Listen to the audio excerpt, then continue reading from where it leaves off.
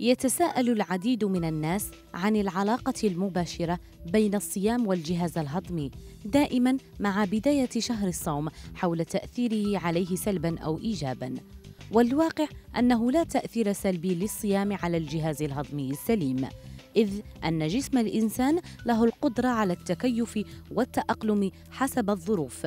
بل من الملاحظ طبياً أن عندما يتعرض الإنسان السليم لأي توعك صحي نفسي وظيفي أو عضوي ينعكس ذلك على جهازه الهضمي ويشعره بالغثيان أو بالمغص أو الإسهال نتيجة تأثير جهازنا العصبي والهرمونات على الجهاز الهضمي.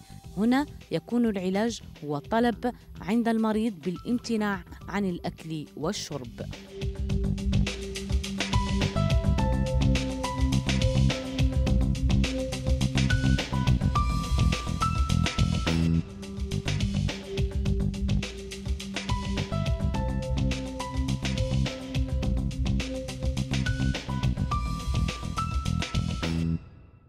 يعد شهر رمضان المبارك الكريم شهر عظيم، وذلك بفعل العديد من العوامل التي يخلفها على جسم الإنسان.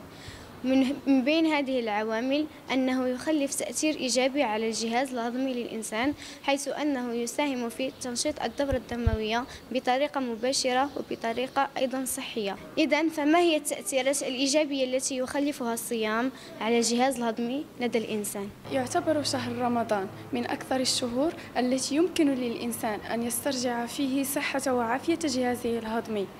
فكيف يا ترى يمكن للإنسان المصاب بالجهاز الهضمي تجنب هذه المشاكل في هذا الشهر الكريم؟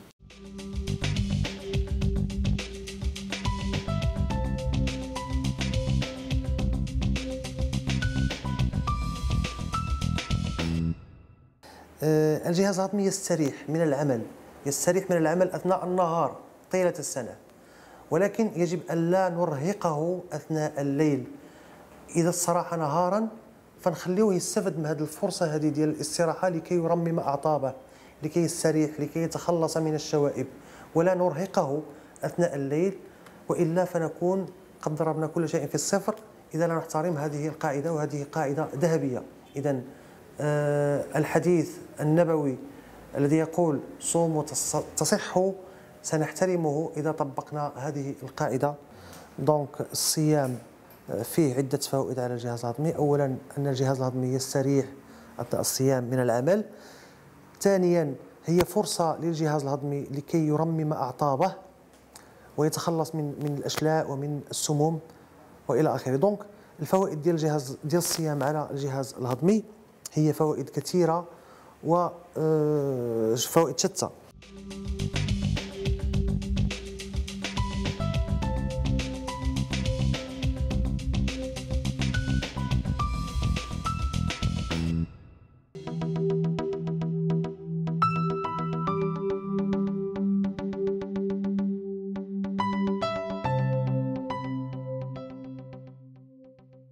كل الأعراض والأمراض الوظيفية في الجهاز الهضمي أثناء الصيام ناتجة عن اضطرابات فيزيولوجية بسيطة تحصل في الأيام الأولى من الصيام، وتكون ناتجة عن التغير المفاجئ في نظام الغذاء، من غياب أو فقدان وجبة الفطور واستحداث أو إضافة وجبة السحور والنوم بعد السحور مباشرة، والإفراط في الطعام والشراب في وجبة الإفطار، إضافة إلى التنوع الزائد في الطعام وإضافة المعجنات والحلويات وغيرها من أنواع الأطعمة التي تستعمل يومياً في هذا الشهر الفضيل.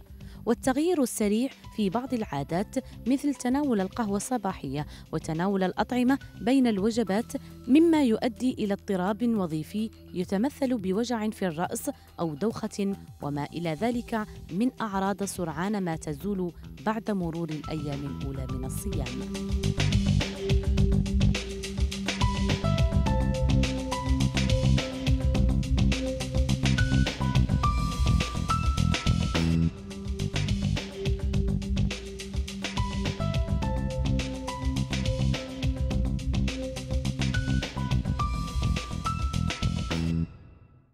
فالتغذية بصفة عامة يجب أن تكون متنوعة، بمعنى أنه لا نعتمد في تغذيتنا اليومية على واحد النوع ديال لا نوريتور، يعني ما ناكلوش غير اللحم والخبز مثلا، وما ناكلوش غير الخبز بوحدو، وما ناكلوش غير الحلويات الى اخره، بمعنى انه الاطباق ديالنا يجب ان تشتمل على كل المكونات الغذائيه، بمعنى الخضر والفواكه والالياف يجب ان تحضر بقوه طيله السنه وبالخصوص اثناء رمضان.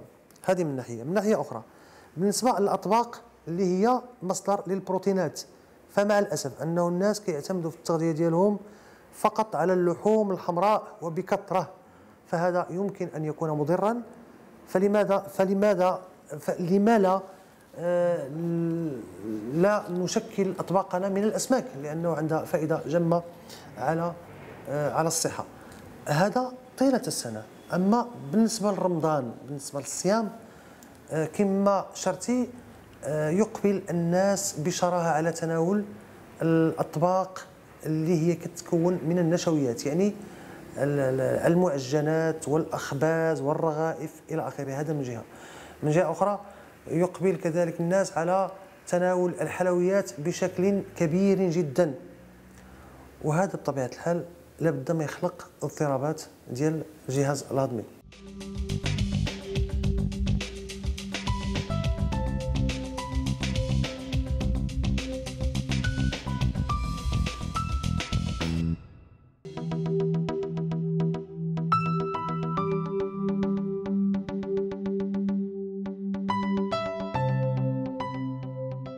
هناك عوارض الأمراض العضوية إلى جانب الوظيفية السالفة الذكر، وهي ناتجة عن أمراض عضوية موجودة أساساً في الجسم تزداد خلال الصيام أو تظهر عوارضها، علماً أن هذه الأمراض تكون غير ظاهرة وبدون إشارات قبل الصيام، ومنها نوبات وجع البطن الشديد، وهي على أنواعها حسب مسببات هذا الوجع، أو المغص.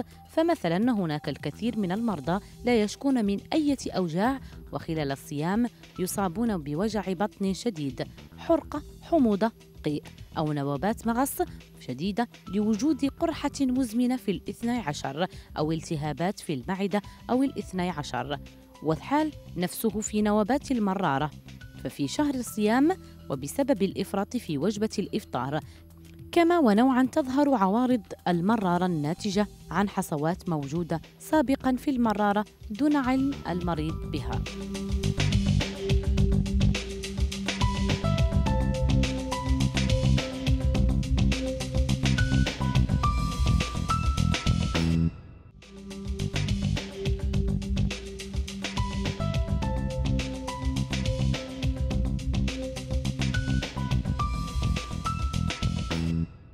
إذا قبل ما نتناولوا الوجبات ديالنا لابد ما نفكروا من الكميه ديال الاكل اللي كناكلوا، اللي ما خصهاش تكون كثيره بزاف.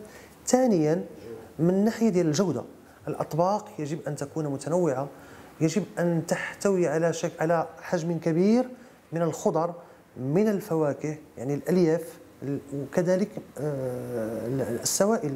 يجب ان نتناول بشكل يومي كميه كبيره من المياه ومن السوائل، أو أن تكون طبيعية. نتفادى التناول ديال المشروبات الغازية نظرا لكونها تحتوي على سكريات بشكل كبير، إضافة إلى المواد الكيماوية التي لا يعرفها إلا الله.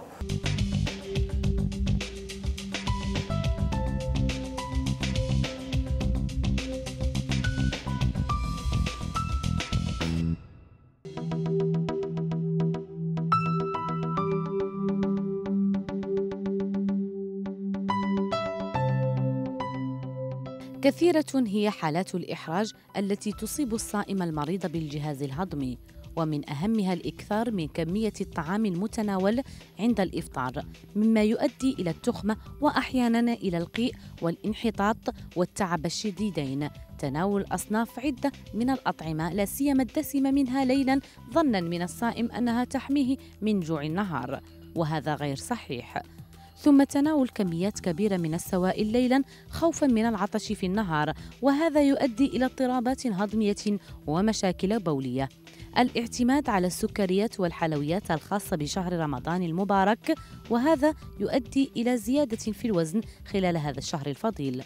الصوم ليس مشكلة للجسم السليم، بل هو فرصة للراحة وإعادة تجديد الطاقة، ولكنه مشكل لمن لم يحسن التعامل معه وإخضاع نفسه ورغباته في الأكل والشرب لميزان الصحة.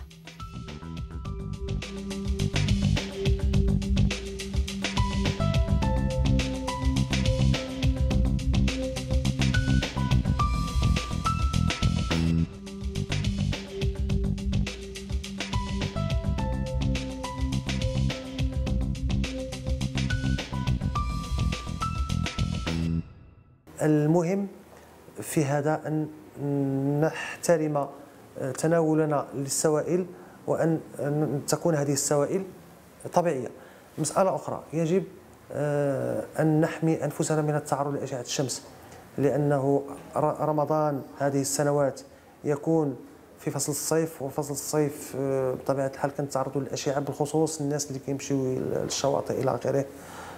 فهنا تستوجب الحماية من الأشعة ديال الشمس اللي يمكن تكون عندها أضرار صحية كبيرة.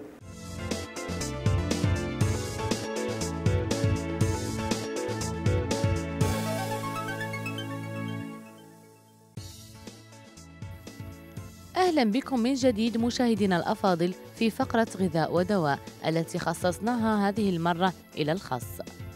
فيعتبر الخس من الخضروات المستهان بقيمتها في مجتمعنا العربي، مع أن الأجداد كانوا حريصين دائما على وجوده في منازلهم وعلى طاولات طعامهم، خاصة في الشرق العربي، ويؤكدون على أهميته. والآن جاء العلم الحديث في التغذية وأثبت أن كل ورقة من الخس تعتبر مخزنا للفيتامينات والأملاح المعدنية المهمة للجسم.